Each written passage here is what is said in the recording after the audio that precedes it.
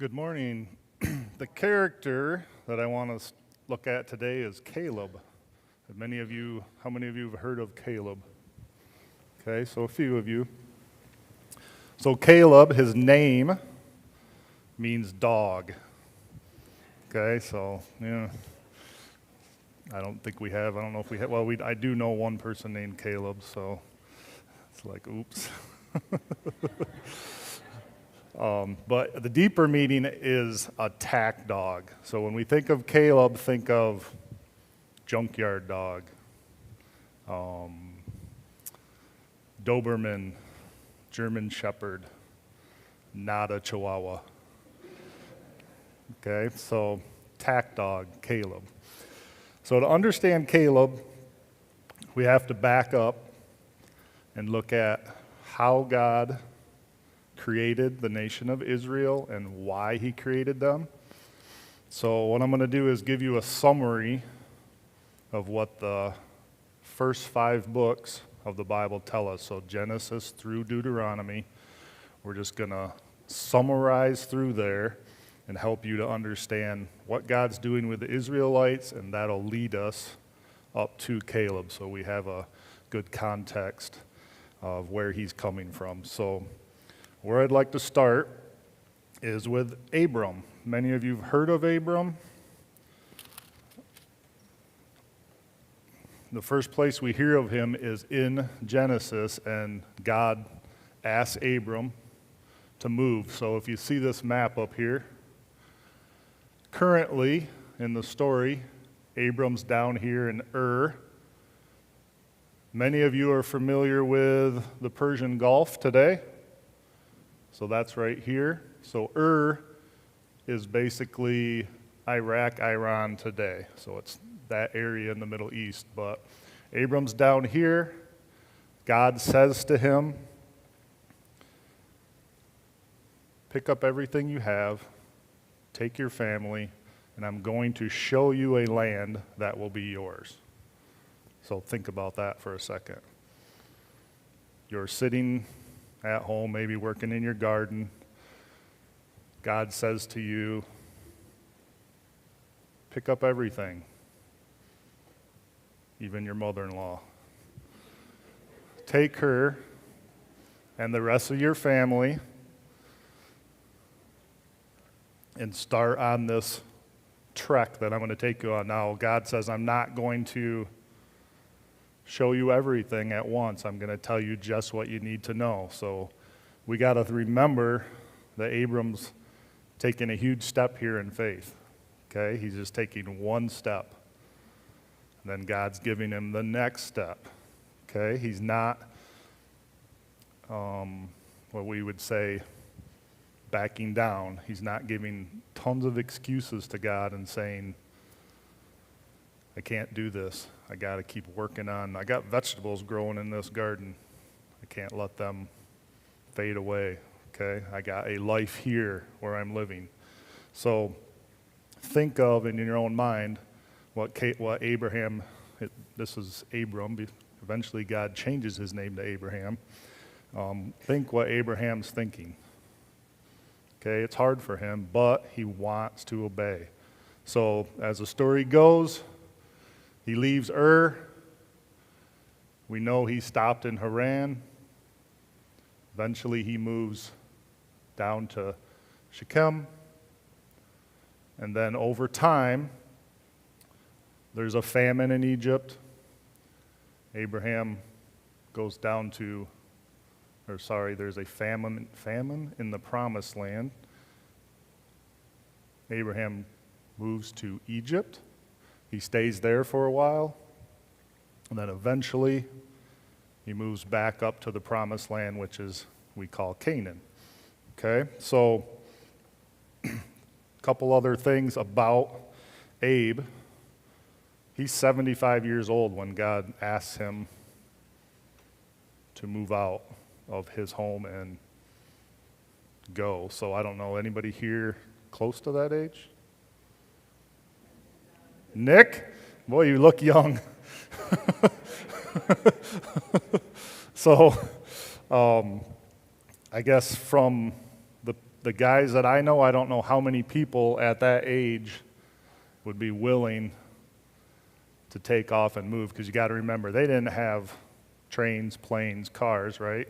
You're walking, you're riding on the family donkey, or you're riding on a camel. So it's not an easy choice, okay? So when we look at Abraham, we see obedience in his life.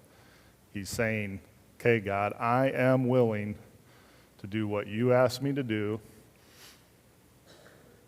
just because I want to be obedient to you. So is that starting to make sense when we look at Abraham's life? All right, so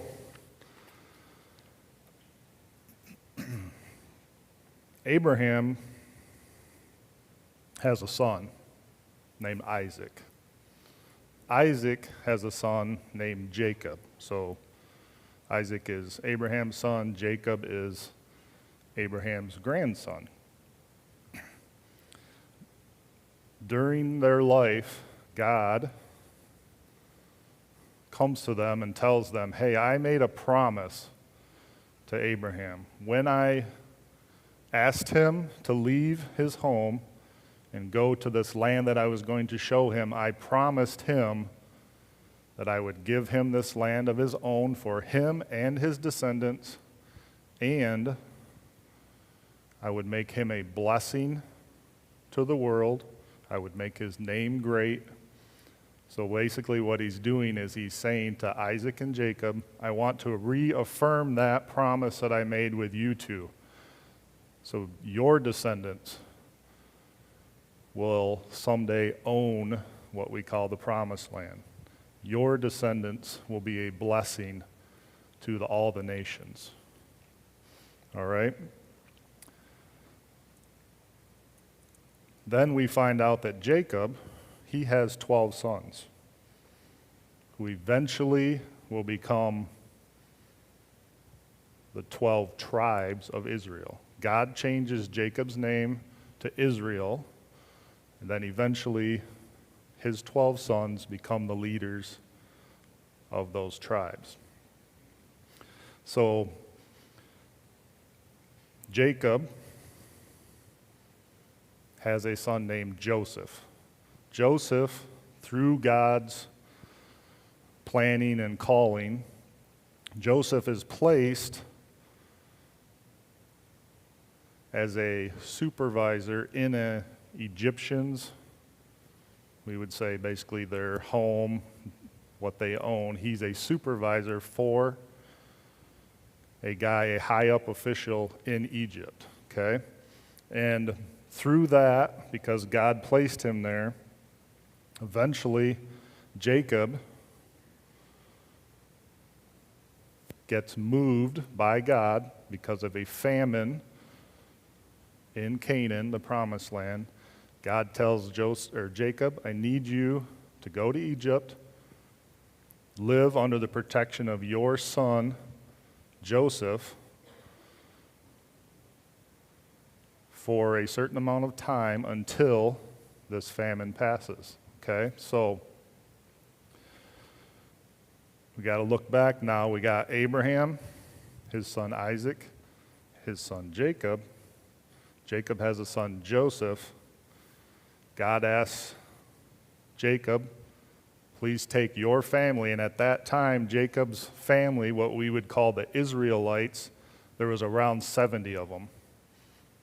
Okay, so they move to Egypt where they are under the protection of Joseph. They're living there. While they're there, their numbers start to grow very quickly because God is blessing them.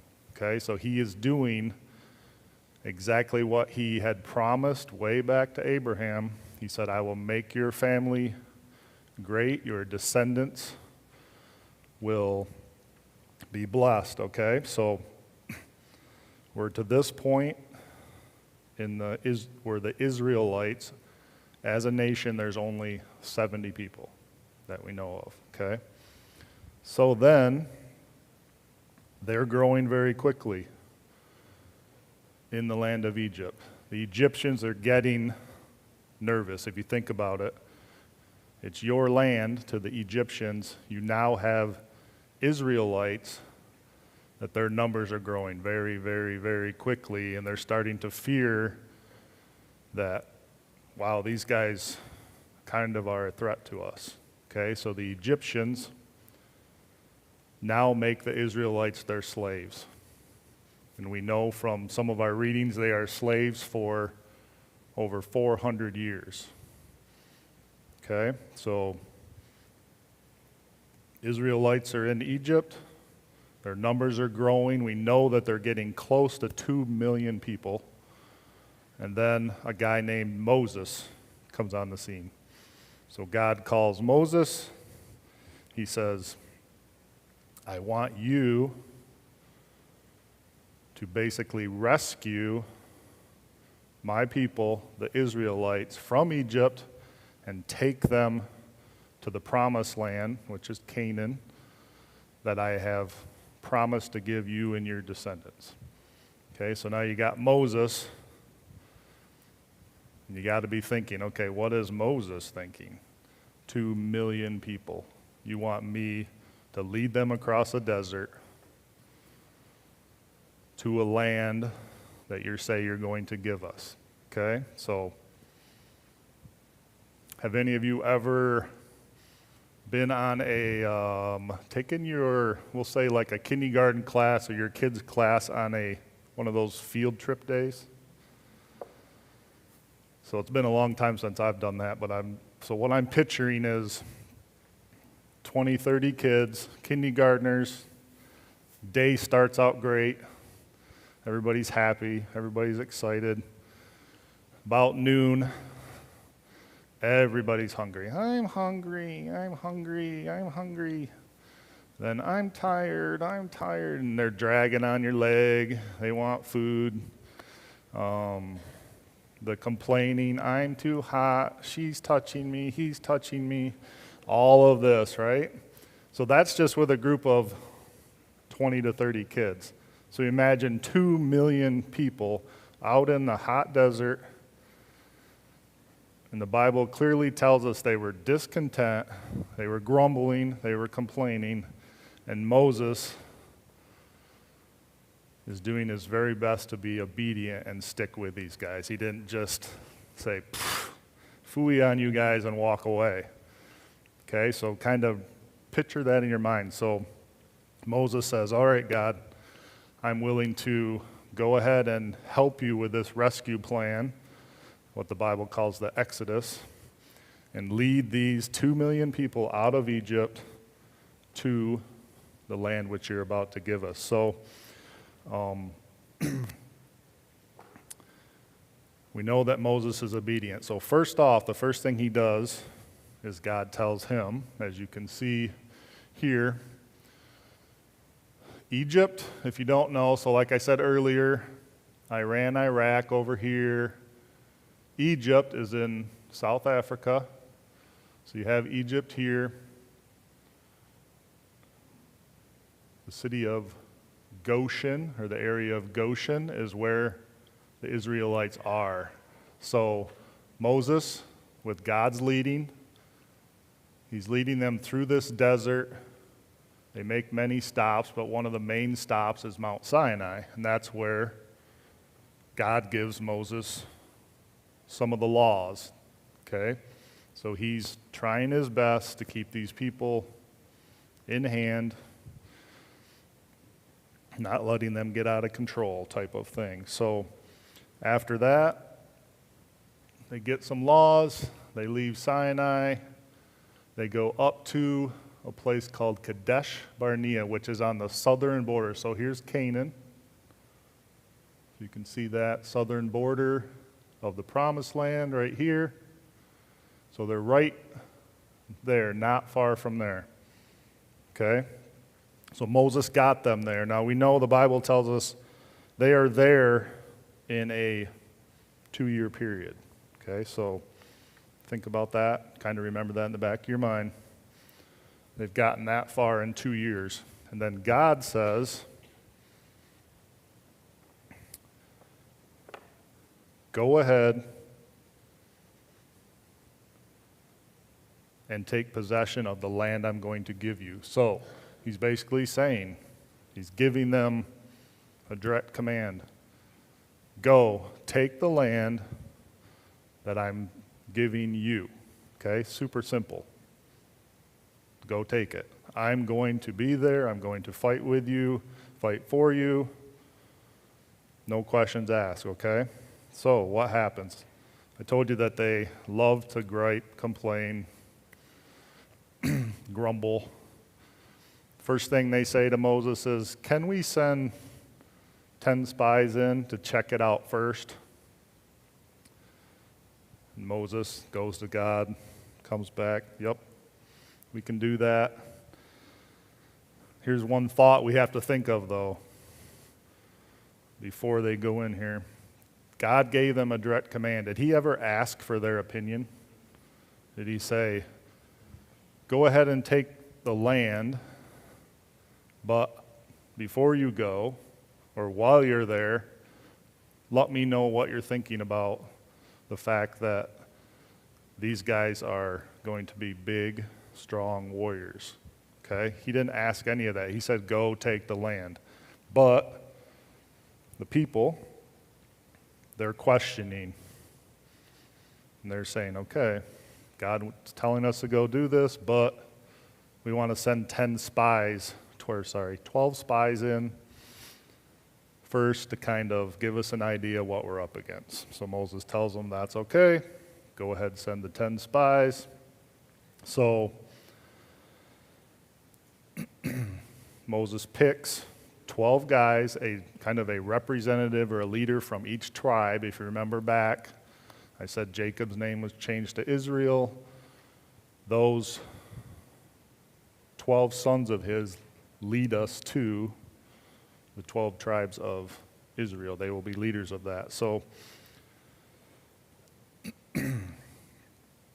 Moses says, go ahead, head in. So the spies are there, we know, for 40 days, okay? They report back. They said, you're right.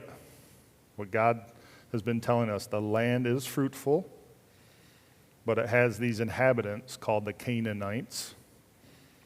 They're very strong and their cities are fortified. 10 of the spies, remember there's 12, 10 of the spies are so terrified that they warn Moses, do not go into the land. These guys are too big, too strong. We can't do this, okay? So basically what they're saying is we don't trust God, okay? So think of it this way. God comes to you one day. He hands you a lottery ticket. And it just so happened that weekend, the lottery was giving away $500 million. So all of us would be like, well, that'd be a pretty good chunk of money, right? Would we say no to that? No, probably not.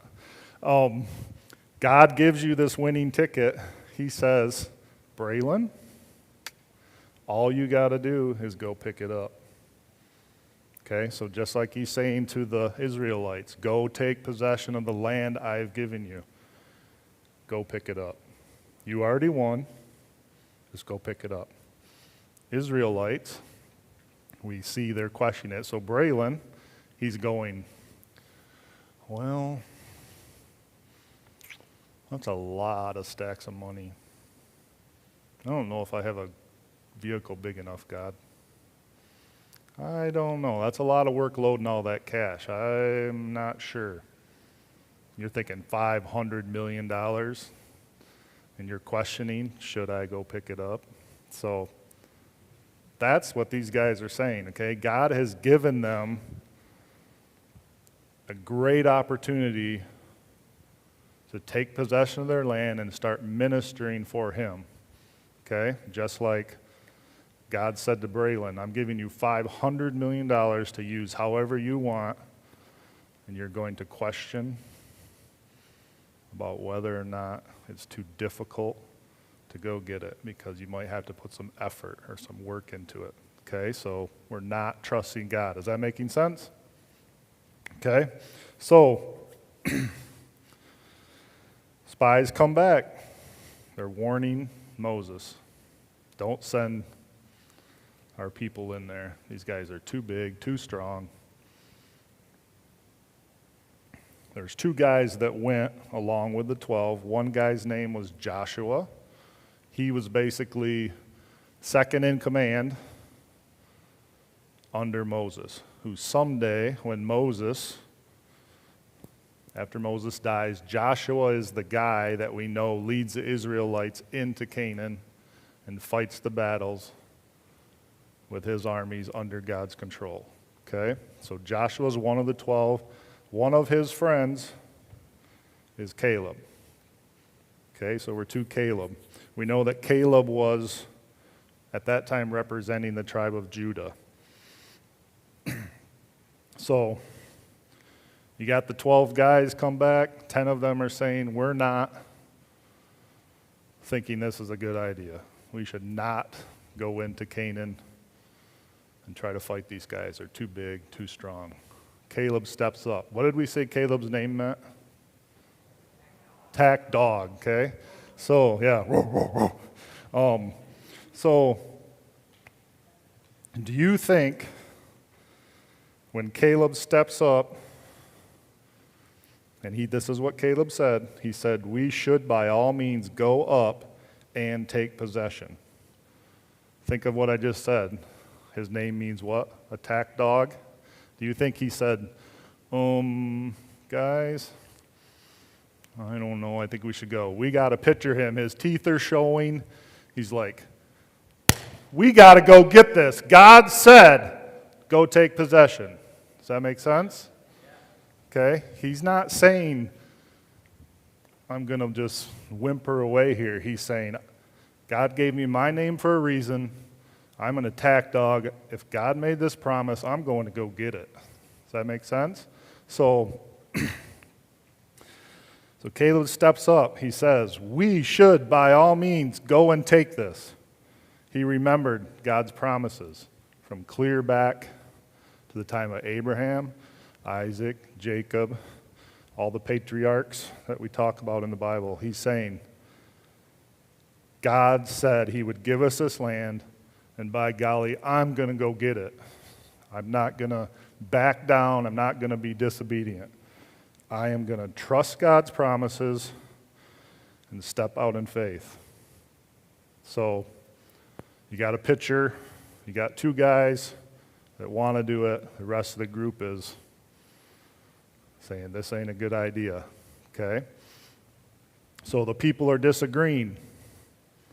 And God says, because of your lack of obedience, every person 20 years old and older is going to die before I allow the Israelites to enter the land of Canaan. So every person from that generation, 20 years old and older. So stand up if you're 20 years old or older.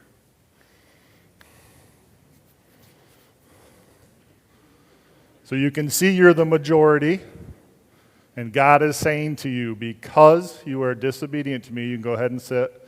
Because you're disobedient to me, every one of you is going to die and not be allowed to enter the promised land.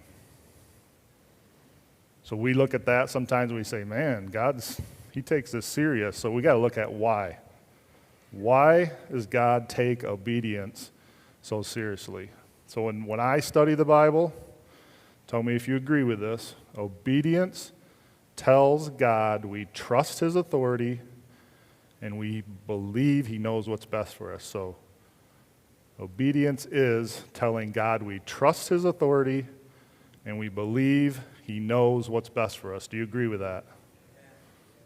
Okay, we trust his authority and we believe he knows what's best for us. So now, all of you that stood up, we're pretending you're the 20-year-old and older, 20-year-olds and older.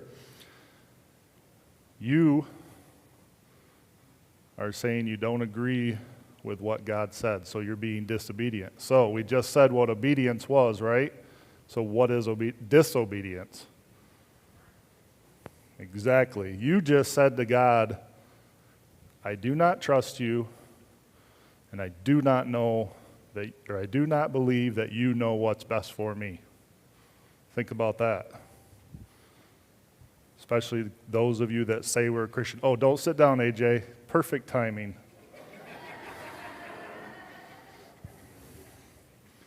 So, yeah, stand up here next to me because this will be awesome. No. Look at this. So, this is how I picture God. Much, much bigger than me. So I'll probably be down here. So, being disobedient means, this is God. All of us are going to stand before God someday. He's going to say, what did you do with everything I've given you? Okay? Are you going to, this is how I picture us. Are you going to say, God, I didn't do anything because I didn't trust you. I don't believe that what you say is best for me. So you see that? Go ahead, thanks. Do you really want to go there with God and not choose to be obedient? Because when you're disobedient, as all of us are at times, as guys in the Bible are at times, we're saying, I don't trust you, God, and I don't believe that you know what's best for me. So be thinking about what obedience is, okay? It's a huge thing in our life. So, moving on. God says to him, so because of your disobedience, all of you 20 years old and older, you're going to wander in the desert for 40 years. So as you see, wandering the desert is not a fun time. Okay? So God, he doesn't want to do this. It's that whole idea of he's not putting us there, but he has to let us go. Right? He's saying, because of your disobedience, I got to let you go. I'm sorry. It hurts me, but I got to let you go. So God let them, they wandered for 40 years. After that time period, after that whole generation was dead, Moses is dead. Joshua, like I said earlier, second in command, he's now the leader of the Israelites. He takes them up to the promised land. He goes in under God's guidance. He follows God's leadership. He fights battles. He gets them to the point of where they are basically in control of the land, but not every inhabitant that was there is gone yet, okay? But the majority are. So what they did in those days, I think most of you have heard of it, casting lots. So they're basically throwing dice to figure out or to make decisions. Their whole idea is that God would allow the die to roll in a certain way. So they're thinking, okay, we want to cast lots here now to divide up this promised land that God has given us among the 12 tribes of Israel. Okay? Just before they go to do that, Caleb steps up. Okay, so we're to our text today, after all that background. We're to our text.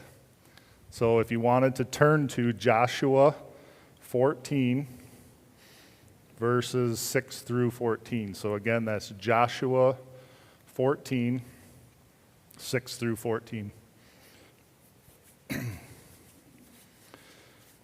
So what we find out here is that Caleb is now 85 years old. So the text is telling us 45 years have passed since God said to the people, I will allow you, or I will cause you to wander in the desert, because I told you earlier, they'd already been in the desert 2 years. God caused them to wander another 38 years. That gets us to 40. Then there's fighting and battling going on for another 5 years, okay? So now we know this is what they're telling us. 45 years later now, Caleb is now 85 years old. And just before they start casting the lots, Caleb walks up to Joshua and he says, hey, do you remember? Okay, he's pointing out something. So way back when Caleb stepped up, remember attack dog Caleb, he stepped up and he said, we need to go take this land. And everybody else was like, no, I don't think so. At that point, God, like I told you, God said to the people, you will not inherit the land because of your disobedience. But Caleb and Joshua, because those two stood up and wanted to be obedient, they will move on to the promised land. So out of all that generation, the only two people that did not, or that did go into the promised land that were 20 years old or older were Caleb and Joshua. Okay, so now we're 45 years past since that time, and Caleb's saying, do you remember when we did that? To Joshua, okay? Because what God did at that time, he said to Joshua and to Caleb, and we're talking about Caleb, so we're going to focus on him right now. God said to Caleb, because you have been my servant. So think about that. He's serving God his entire life.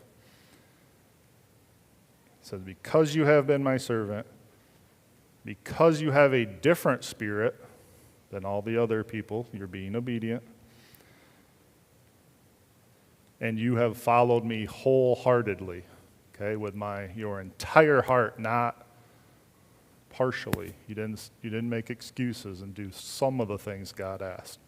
Okay, he's saying, because you were my servant, because you have a different spirit than everyone else here at that time, and you followed me wholeheartedly, the Lord promised to give Caleb his own section of land in the promised land. Okay, so moving back ahead, Caleb walks up to Joshua just before they cast the lots, and he says, remember, God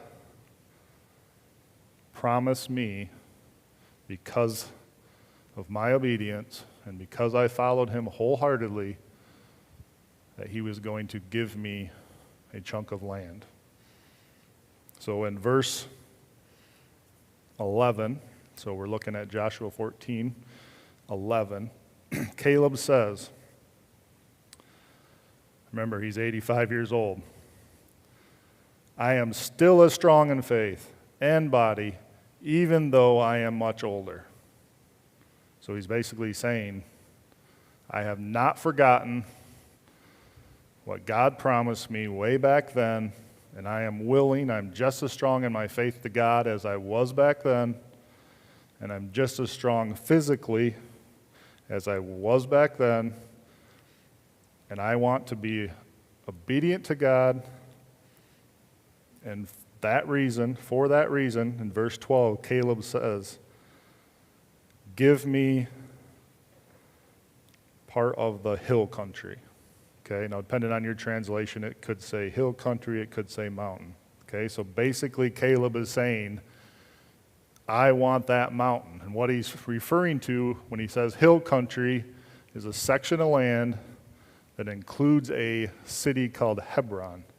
Okay, and the reason that's important is because earlier on, when God promised Abraham that he was going to give him a land for him and his descendants, it was near Hebron that he made that promise.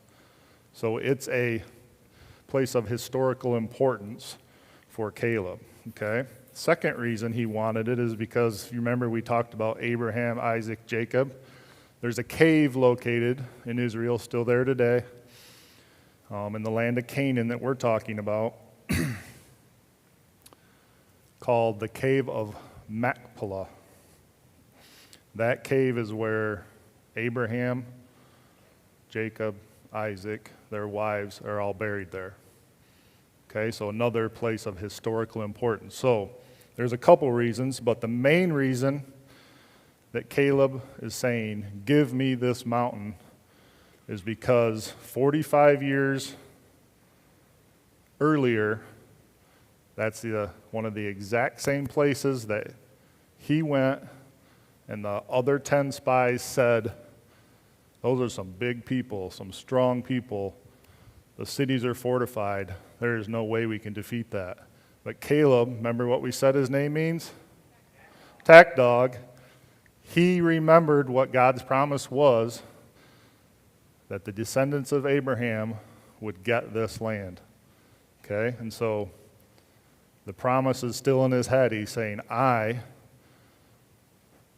am 85 years old, strong as ever, have as much faith in God as I had back then.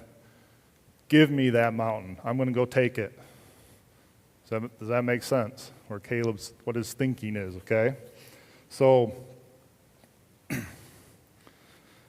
Joshua agrees, okay? Gives him the land. Now you got to remember, Caleb did not choose. He didn't choose a spot he could just go lay around, relax. Like I said earlier, some of the inhabitants of Canaan were still living there.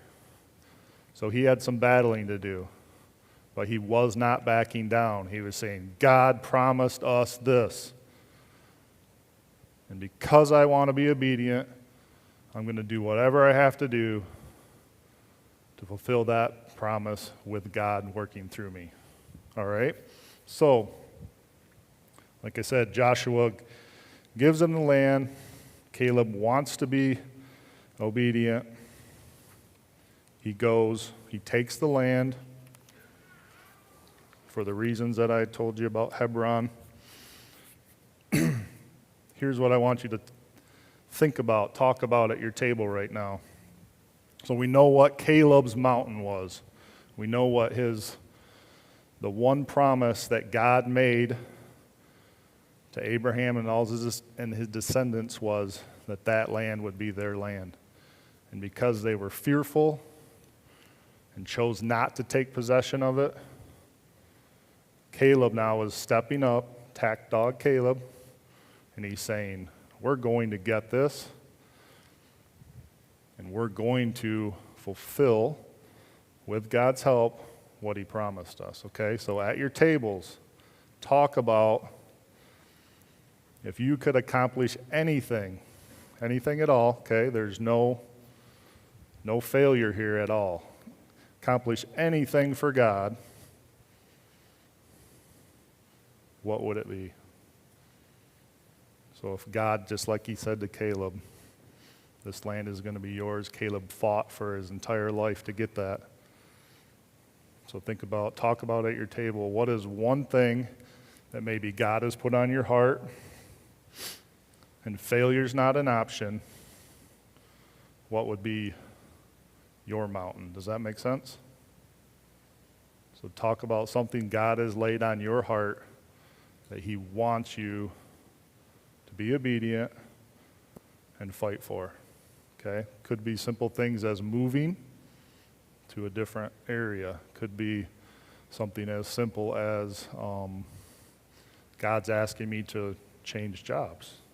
God's asking me to step out in faith and maybe quit my job so that the new job I'm taking, I have the ability to use the gifts he's given me in a ministry opportunity, okay? Because of work, you're maybe held back from that. So at your table, talk about that. I'll give you about 2-3 minutes, and then we'll come back together.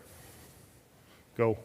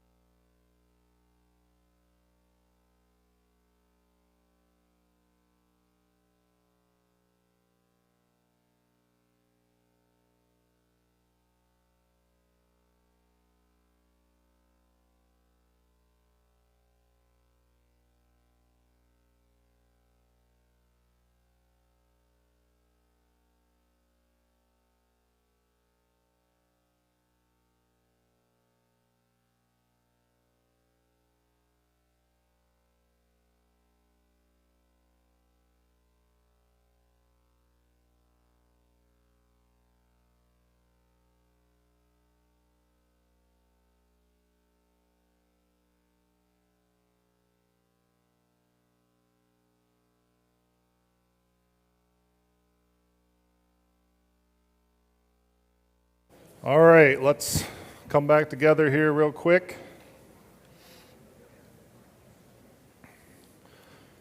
I'm going to go ahead and pray for you guys in your discussions, so if you'd bow your heads. Father, you know what discussions took place at each table. Lord, you know what you've laid on people's hearts. And I just ask that you give them the strength and you empower them to step out in faith and to do their very best to live obediently to you, Lord. Amen. Thank you, Ryan, for giving us some great insight into the biblical story of Caleb, who Caleb was, and what he did, and why it's important. And now I'd like to share with you all just a little bit about how we can take a person thousands of years ago lived and apply what we learned from him to our own lives. How do we understand someone who has lived so long ago and learn from them and take what we learned from them and use it? So we're still in Joshua chapter 14, verse 6. And you'll notice in your notes, if you have them, you've got 3 blanks. And they're just going to be 3 application points. And the first one is this. Caleb listened to God's promises. So in that first blank, you write listened. And what does it mean to listen? What does it mean that Caleb listened to God's promises? Ryan talked a lot about what God promised. But how do we understand the fact that Caleb listened to it? So if we look at verse 6, Caleb is talking to Joshua, and he's just about to make his request for the mountain, for Hebron. And he says, "You know what the Lord said to Moses, the man of God at Kadesh Barnea, about you and me. I was 40 years old." Ryan talked about that. He's now 85 years old. He waited 45 years. When he was 40 years old, God made a promise to him. And 45 years later, Caleb remembered what God said. And he's bringing it up to Joshua. Have you ever thought about how long 45 years is?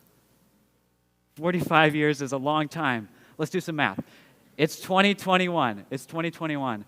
45 years ago, what year would that be?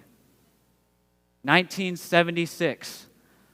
Do you know in 1976 was 45 years ago. In 2021, the price of gas is about $3.27 per gallon. In 1976, it was about 59 cents per gallon. That's a long time. In 2021, the average price for a house is $269,000. In 1976, it was $48,000. That's about a fifth of what it is today. Caleb listened to God's promises for 45 years, and he remembered what God had said to him that long ago. He waited 45 years. He waited from the time when gas was 59 cents to the time when the gas was $3.50 per gallon. So how do we understand what it means to listen? A while back, I was getting out of class because I graduated last year. I'm now in college at Spring Arbor University. And I'm walking out of class. I've got my backpack on, and we've got this giant clock tower in the center of campus. And it's nighttime because I have a night class, so it's 8:30. It's been a long day, and I'm ready to go back to my dorm and rest. But I get to the clock tower, and God, it was a gentle nudge. Just stop for a second. Just stop. And just listen. Just listen. And so I sat there at the clock tower for just a few minutes. And I didn't hear anything. But what I knew I had to do was be ready. And so I get up from where I'm at. I'm ready to do what God has asked me to do, and I don't know what that is yet. So I'm walking back to my dorm, and all of a sudden, God says, no, not the normal way you go. Because normally I would walk around. I would walk outside because it's nice out. He's like, go through the dining hall. I don't want to do that. That's out of my way. I just want to go back to my room and rest. But I was ready because I had listened. So I'm like, all right, God, I'll walk to the dining hall. So I walk through the dining hall, and I'm like, it's dark. There's nobody there because it's 8:30 at night. Everybody's off doing whatever they're doing. But then out of the corner of my eye, I catch somebody. And they're sitting in the corner of the room by themselves on their laptop. Well, that's curious. They're probably studying. I'll leave them alone. So I continue to walk on, and God says, nope. Nope, you said you were ready. You said you listened. Go talk to them. All right, God, I turn around and I go talk to them. And I find out that they're having problems with family at home. And I get to pray for them and have a good conversation with them. And now they're on the spiritual life team on our campus. And their heart is on fire for God. And that's not because of what I did. That's because God just said, listen. God said, listen. And so I listened as Caleb listened. I think that's something we can all do. It only took a few minutes. I just had to stop for a few minutes at the clock tower and just listen. And I think we can all do that. Just take some time out of your day, out of your week, and just say, God, all right, I'm here. Listen. And he may not say anything right then and there, but he will speak. So that's point number one. Caleb listened to God's promises. Point number two in your notes, Caleb prepared for God's promises. I talked about that 45 period. Caleb wasn't just sitting around waiting. He didn't just sit on his butt and do nothing. He prepared. So how did he prepare? 3 things. And these aren't in your notes, but I do encourage you to write them down. The first one, Caleb had the right people around him. People are so important.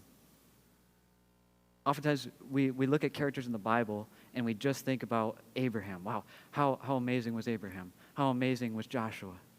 How amazing was Caleb? Brian talked about all the things that he did, how he stood up for God. But Caleb didn't do it alone. Caleb had people, the right people around him. In front of him, he had Moses, one of the greatest leaders in the history of the world. He had Moses as a mentor, someone who he could follow after, someone who he looked up to, who he learned from. Who is your mentor? Do you have a mentor?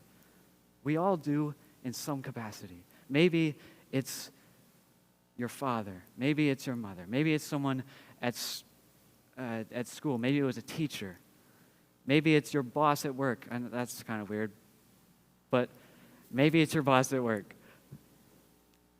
Maybe it's your pastor. Maybe you're here at Grace and you have a wonderful opportunity to go through mentorship. You just saw all the list of names up on the screen earlier about people who mentor, who take a year of their life and invest in you. Who is in front of you? Who is your mentor? Who are you following? Caleb also had someone to his side. He had Joshua. Another great guy I'm sure you've heard about. Joshua, the man who led the Israelite people into the promised land. And Joshua was an encourager. He was to his side. He was right there beside him every step of the way. He wasn't just a friend to hang out with.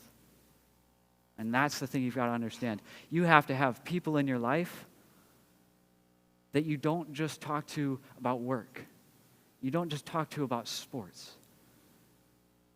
You have to have people in your life where you can talk about God with them, where you can invest in them, where you can open up to one another about your struggles, about what you're going through. Who is your encourager? Who is helping you through life? Who is walking beside you every step of the way?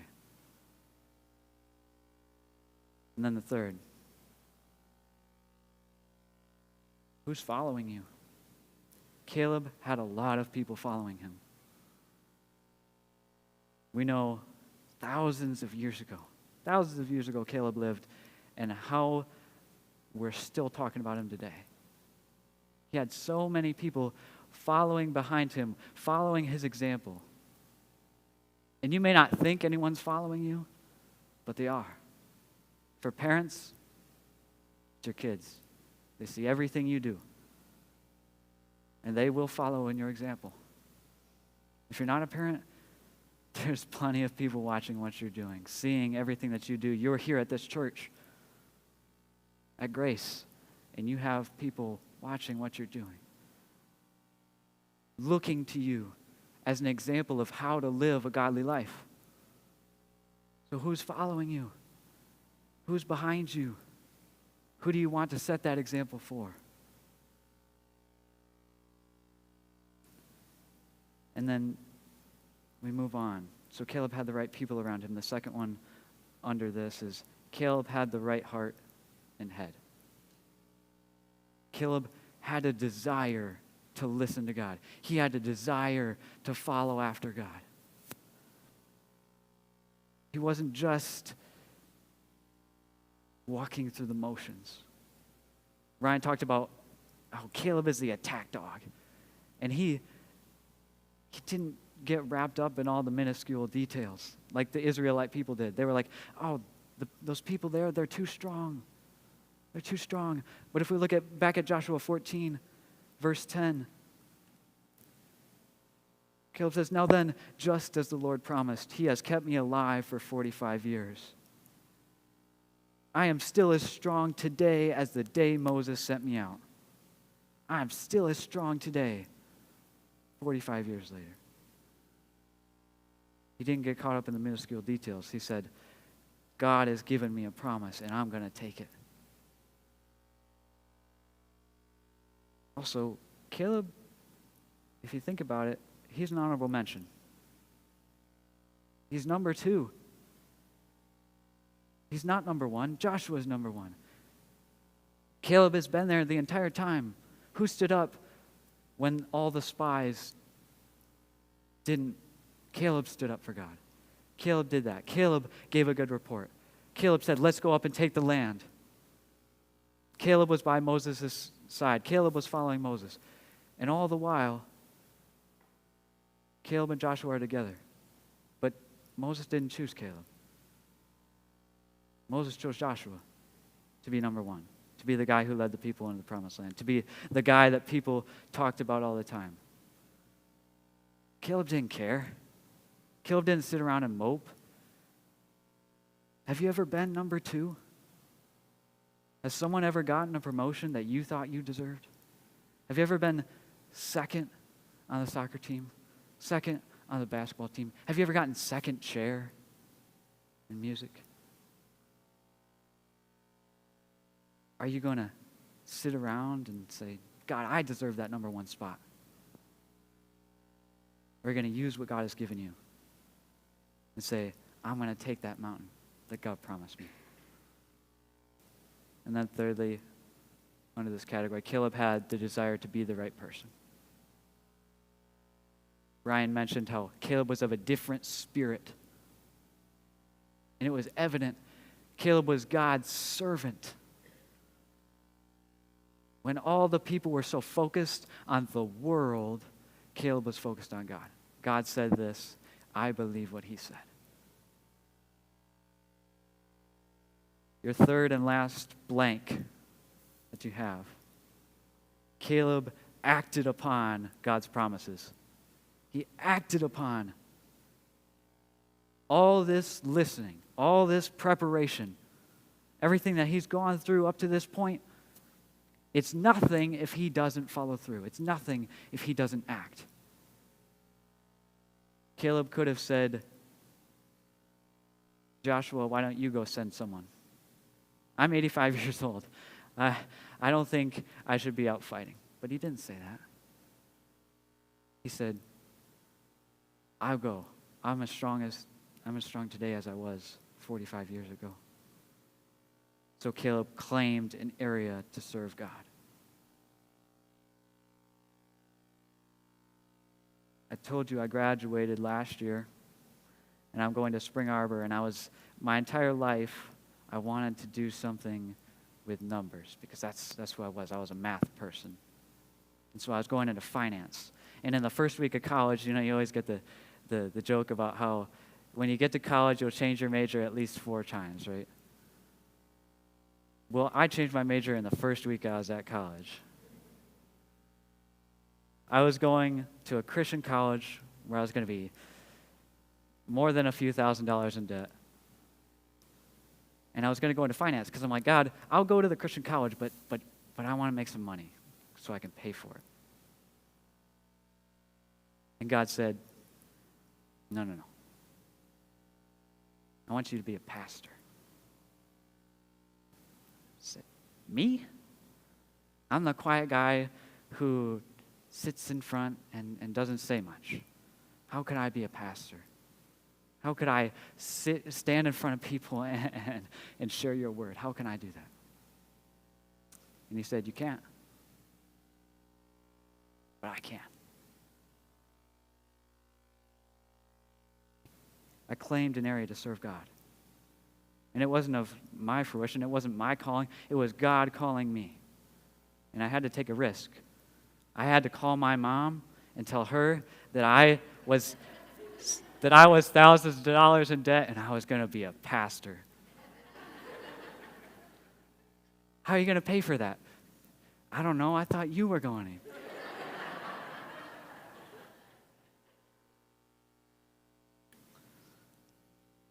So Caleb claimed an area to serve God, and then he talked to leadership. He talked to Joshua. Joshua's the leader. He talks to him. Once you claim an area to serve God, once you figure out what is God calling me to do? For me, it was being a pastor. Well, then I've got to talk to somebody. I can't just say, I'm going to be a pastor, and then go start my own church. That's not how it works. Right? You've got to talk to leadership. So here at Grace, you've got people all around you. You've got Pastor Don. You've got Ryan. You've got Leslie, Lisa. You've got the children. If you're calling, let's say your calling is the children's ministry, you've got Emily. Worship team.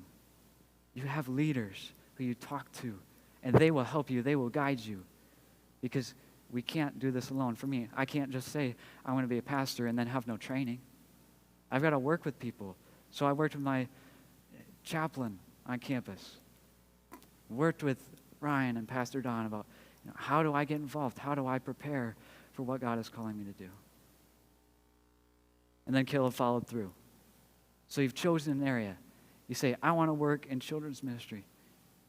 I want to help kids grow up faithfully to God so that when they leave this place and go off on their own, they're ready to follow God no matter where they go. And you've talked with Emily, and she's helped you find a spot, and then you got to follow through. You got to actually do it. You can't say, I don't know, God, it's too hard for me. I'm 85 years old. I'm too old. I can't do it. That's not what Caleb did. Caleb followed through.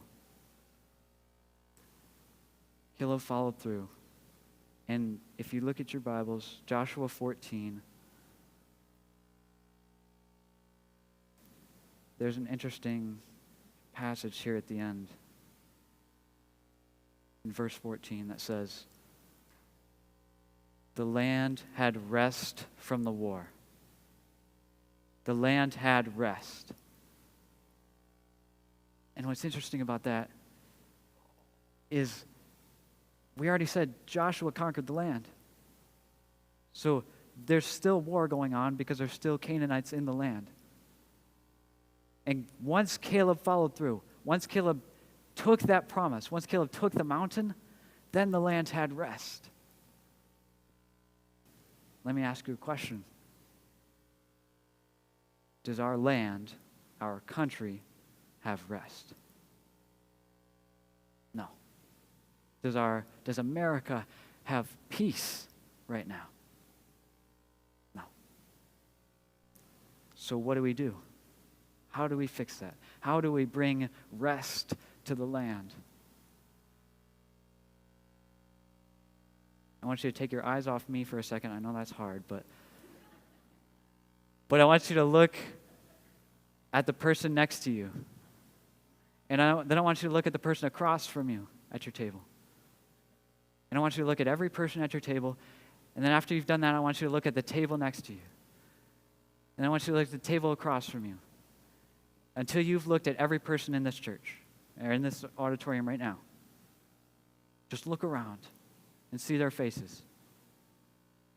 Look up at the tech booth to the people who don't want to be seen. It takes all of us, not just me, not just Pastor Don, not just the leaders of the church. It takes every single one of you and me saying, I can listen. I can take 5 minutes of my time every week, every day to just say, God, what do you have for me? I can prepare once God's called me. I can get ready to do what God has called me to do. I can act upon God's promises. But it takes each and every one of us. All it takes is for us to say yes to God and no to the world. All it takes is to remember God's promises and say, God, I want to follow through. I want to bring rest to the land. But it takes each and every one of you, me included, just saying yes to God. So I'm going to leave you with a question. What do you want the impact of your life to be? Caleb was remembered because he was faithful. He was faithful to God. He was faithful to Moses. He was faithful to his tribe. He did what he said he was going to do. How do you want to be remembered? Do you want to be remembered as someone who couldn't even listen to God? Do you want to be remembered as someone who listened to God but then didn't prepare? Had to wait 45 years, and when the time came 45 years later for God, God says, all right, I'm going to fulfill your promise now. You go, you promised me that 45 years ago. I'm not ready. I didn't prepare. Or do you want to be someone remembered as someone who listened to God, who prepared for God's promises, and acted when God called? What do you want to be remembered for? PD is going to come up and close out the service with prayer. Thank you very much, Eli. Right now, just bow your heads if you would. Father, we are grateful for your word, for the example of Caleb. We're really thankful that we have men in this church who love you, who want to study your word, who have a heart for the people here at the church and would like to deliver that message to them. So, Lord, as we consider what both Ryan and Eli have said this week, may we look deep into our lives, and may we be just like this Caleb character. May we be junkyard dogs who stand for what's right, and we don't let go of that. We're not persuaded to be apathetic or evil, but we do the things that you have asked us to do. So, Father, we commit this day, this week to you, and as we sing praises to you now, may your smile be upon us. May we feel your pleasure as